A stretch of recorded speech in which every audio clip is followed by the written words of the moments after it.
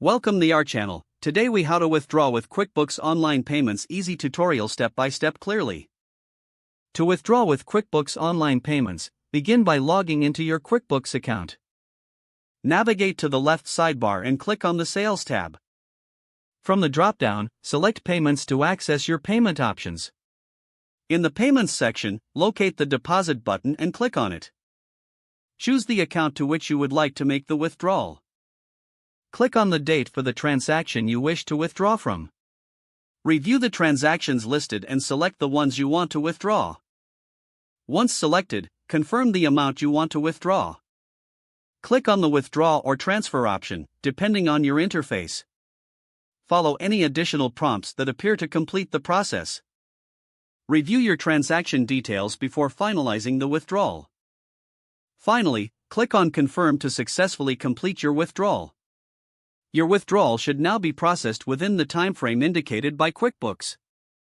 Keep an eye on your bank account to ensure the funds are. If the page does not load, refresh the browser or try again in a private or incognito window. Make sure you are using the correct email address, then retype it carefully to avoid small typos.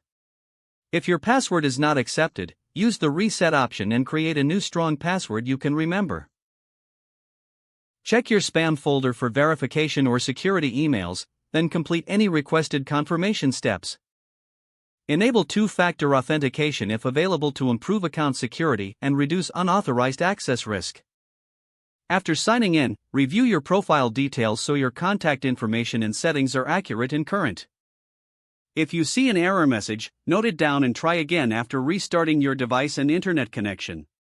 Log out when you finish, especially on shared devices, to keep your account and payment information secure. If the page does not load, refresh the browser or try again in a private or incognito window. Make sure you are using the correct email address, then retype it carefully to avoid small typos.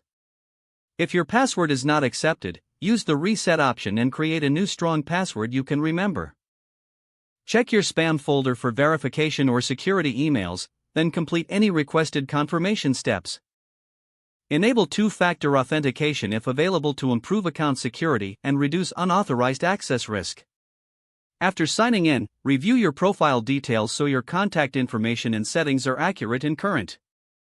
Don't forget to like this video and subscribe to our channel for more step-by-step tech guides.